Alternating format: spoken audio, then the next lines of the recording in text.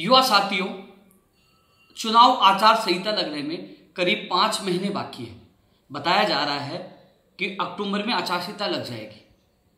इसके साथ ही युवा बेरोजगारों के सामने चुनौती यह है जो प्रतिदिन 1 लाख भर्तियां हैं, जिसमें स्कूल व्याख्याता 6000 पदों पर है, 48,000 पदों पर तृतीय श्रेणी शिक्षक भर्ती है। वहीं 5546 पदों पर पीटीआई है, लाइब्रेरियन, प्रयोगशाला सहायक, फायरमैन, मोटर वाहन उप निरीक्षक, कई ऐसी भर्तियां जो प्रक्रियाधीन है। इसके अलावा 1 लाख भर्तियों का वर्गीकरण होना। आपको और हमें भी पता है कि जो 1 लाख भर्तियों का वर्गीकरण होकर विज्ञप्ति जारी होगी, मुझे नहीं लगता कि अधिकतर भर्तियों की परीक्षा ये सरकार चुनाव आचार संहिता से पहले करा पाएगी। लेकिन कम से कम हम लोग सब प्रयास करेंगे तो कम से कम इन भर्तियों की विज्ञप्तियां जारी हो जाएंगी, परीक्षा तिथियां जारी हो जाएंगी, तो युवाओं के सामने एक लक्ष्य भी निर्धारित हो जाएगा कि हाँ, मेरे विभाग की इतने पदों पर भर्ती आ रही है, अब एग्जाम है तो वो भी तैयारियों में जुट जाएगा।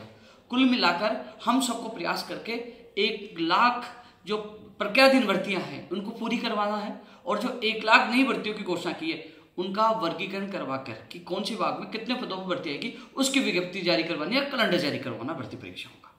इसके लिए हम सबको मिलकर लड़ना होगा। साथियों, कर्मचारी चयन बोर्ड की मैं बात करना चाहूंगा अध्यापक भर्ती परीक्षा का। अध्यापक भर्ती परीक्षा का जो परिणाम को लेकर जो लगातार लोग कॉल और मैसेज कर रहे हैं, मैंने पहले भी आप लोगों को बताया था कि 10 मई को इस संबंध में हम कर्मचारी चयन बोर्ड का घेराव करने जा रहे हैं। कई लोगों को मैसेज ये प्राप्त हुए कि 10 मई को क्यों, उससे पहले हम लोग अध्यापक भर्ती परीक्षा के परिणाम के लिए घेराव क्यों नहीं करना चाहिए। बहुत लोग हैं, मैसेज आ रहे हैं। लेकिन साथियों, मैं आपको बता दूं, क्योंकि घर बैठे कमेंट करना और धरातल पर संघर्ष करने दोनों में अंतर है। अगले वीक तक, जहां तक मेरी जो जानकारी प्राप्त हुई, जहां तक मैंने अधिकारियों से बात की है, अगले वीक तक आपत्तियों पर काम चलेगा। एक्सपर्ट जो भी हैं, जो आपत्तियां निस्तारण करने में जो बोर्ड कार्य कर रहा है, तो उसमें अगला वीक लग सकता है। उसके बाद मुझे लगता है उसके अगले वीक तक परिणाम को लेकर स्थिति स्पष्ट हो गई, क्योंकि 10 तारीख को हम लोग इसलिए चुना है कि अगला वीक मान लो आपत्तियों का निस्तारण कर दे तो उसके बाद हम तुरंत जाकर कहें क्या परिणाम जारी करो, हम लोग दबाव बना सके। तो इसलिए साथियों 10 मई सोच समझ के चुना है। इसके अलावा साथियों, इस भर्ती परीक्षा के परिणाम के लिए, और चाहे शुरू से विज्ञप्ति जारी करवाने, हर चीज के लिए हमने प्रयास किया है। लेकिन एक चीज मैं आपको बता दूं, मुख्यमंत्री प्रमुख सचिव और सचिव कुलदीप प्राका जी और आरती डोगरा जी से मैंने मुलाकात की थी कि साहब, जब 25 अप्रैल को चेयरमैन साहब ने कहा कि हड़ताल की वजह से परिणाम में देरी होगी, तो साथियों एक हमारा प्रयास सफल हुआ है कि कर्मचारी चयन बोर्ड छुट्टी के दिन भी काम कर रहा है और अतिरिक्त लोगों की व्यवस्था की गई है। जो लोग हड़ताल पे चले गए उनकी जगह और लोगों को लगाया गया है। तो ये कर्मचारी चयन बोर्ड की एक अच्छी पहल है, और धन्यवाद देना चाहूँगा सीएमओ को, अधिकारियों को, जिनके सामने मैंने बात रखी और उन्होंने इस पर विचार किया। साथियों, आपसे ज़्यादा चिंतित मैं भी हूँ कि अध्यापक भर्ती परीक्षा का परिणाम जारी होगा, और सबसे बड़ी बात है कि 2 गुना का यानी कि 98,000 लोगों को पास किया जाएगा, क्योंकि 5 महीने बचे हैं। मुझे पता है आचार संहिता लगने के बाद फाइल घूमती है चुनाव आयोग में। 2018 भर्ती में भी यही हुआ था, हमने कितने चक्कर काटे तब परमिशन मिल पाई थी। तो साथियों, इस भर्ती को प्राथमिकता से पूरी कराने के लिए मेरा प्रयास जारी है। मुख्यमंत्री प्रमुख सचिव के सामने बात रखी थी कि अतिरिक्त कर्मचारियों की ड्यूटी लगाई जाए दस्तावेज सत्यापन में। तो चिंता न करिए, मेरा प्रयास होगा कि आचार संहिता लगे उससे पहले आप लोगों की ज्वाइनिंग हो जाए। अतिरिक्त कर्मचारियों को लगाकर 98,000 के दस्तावेजों को चेक करने का, सत्यापन का कार्य भी तेज गति से करवाया जाएगा। जो हड़ताल की वजह से कुछ लोग चले गए थे, उनकी जगह भी किसी को एडजस्ट किया गया है। तो ऐसे में आपको चिंतित होने की आवश्यकता नहीं है। अध्यापक भर्ती परीक्षा का परिणाम का कार्य नहीं रुका है, कार्य लगातार जारी है। कर्मचारी चयन बोर्ड इसमें लगा हुआ है। मार्च में 1 मार्च जो बता रहे थे, आपको पता है मार्च और अप्रैल 2 महीने बीते हैं।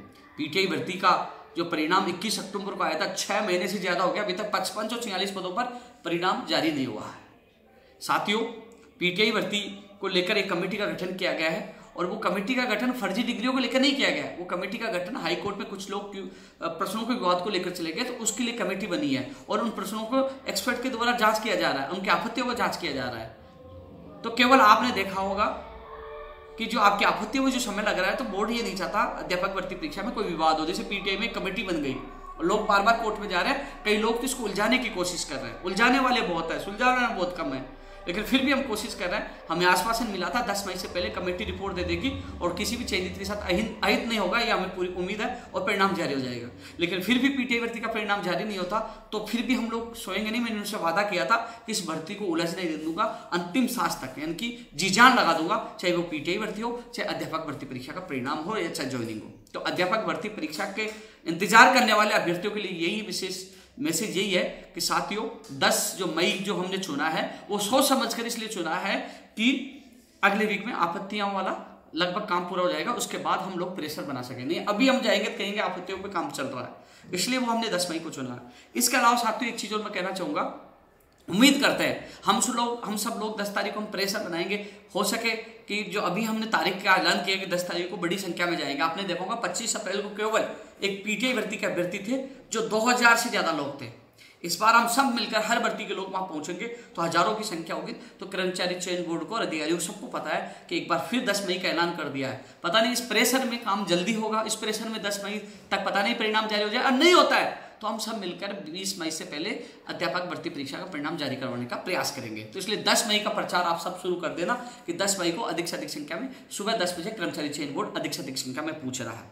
पीटीआई भर्ती का परिणाम उम्मीद है, मैं साफ शब्दों में कह दूं, कुछ लोग अफवाह फैला रहे हैं जो चयनित अभ्यर्थी है। चयनित अभ्यर्थियों में कहना चाहूंगा कुछ अपवाद है जो कर्मचारी चयन बोर्ड के अधिकारियों को मीडिया में जाके कह रहे हैं जो 25 अप्रैल को जो लोग इकट्ठे होते वो फर्जी डिग्री वाले परिणाम जल्द जारी करवाना चाहते दबाव बनाकर। तो साथियों मैं कभी भी किसी फर्जी डिग्री डिप्लोमा खिलाफ नहीं, पूरे प्रदेश में सबसे पहले इनके खिलाफ कानून लाने की मांग मैं कर रहा था और इनके खिलाफ कार्रवाई करने की मैं मांग कर रहा था। लेकिन जो लोग राजस्थान से जिनकी डिग्री वैलिड है, जो टेस्ट करके उन्होंने बीपीएड किया था, जो कहीं से भी किया हो, कहीं भी मान लो वो वैलिड है, जिसकी डिग्री सही है, उसकी क्या गलती? वो 6 महीने से क्यों इंतजार कर रहा है? फर्जी है उसको बाहर करिए, उसके खिलाफ मुकदमा दर्ज करिए। मैं खिलाफ हूं फर्जी के, बाहर करिए, लेकिन वैलिड है उसका परिणाम जारी होना चाहिए। इसलिए मैं इस भर्ती परीक्षा का परिणाम जारी करवाने की मांग कर रहा हूं। यहां तो 2 महीने हुए अध्यापक भर्ती, यहाँ 6 महीने हो गए, ये लोग तड़प रहे हैं। मुझे याद है वो सवाई माधोपुर की एक लड़की जो करौली से उन्होंने बीपीएड की थी। यहाँ के जो बच्चे आके रोते हैं कि हमारे मजबूरियां हैं और लोगों के चक्कर में हम फंस रहे हैं। तो मैं तो चेयरमैन साहब से मेरी दोबारा 26 तारीख को बात हुई थी और मैंने कहा था कि साहब आपको लगता है कोई फर्जी है उसको बाहर कर दीजिए, प्रोविजनल में डाल दीजिए और डिग्रियों की मूल जांच शिक्षा विभाग करेगा। तो आपको लगता है कोई फर्जी है तो उसके खिलाफ कार्रवाई करिए, मैं भी कार्रवाई के पक्ष में। लेकिन जो चयनित अभ्यर्थी है जिसकी डिग्री वैलिड है उसका परिणाम तो तत्काल जारी करना चाहिए। उम्मीद है 10 मई से पहले ये परिणाम जारी कर देंगे। नहीं करेंगे साथियों तो इस बार तो हम लोग बात मान कर आए गए थे, फिर जयपुर में महापड़ाव भी शुरू होगा। क्योंकि मैंने वादा किया था पीटीआई भर्ती के अभ्यर्थियों से कि आपकी भर्ती के लिए जी जान लगा दूंगा। लेकिन उम्मीद है कि 10 से पहले आप लोगों को काम हो जाना चाहिए। लेकिन ये काम नहीं करते, धोखा होता है, तो फिर महापड़ाव की तैयारी शुरू करना 10 तारीख से। इसके अलावा साथियों सीईटी ग्रेजुएशन का परिणाम आ चुका है। अब सीईटी 12वीं लेवल का जो परिणाम है उसके लिए हम प्रयास करेंगे।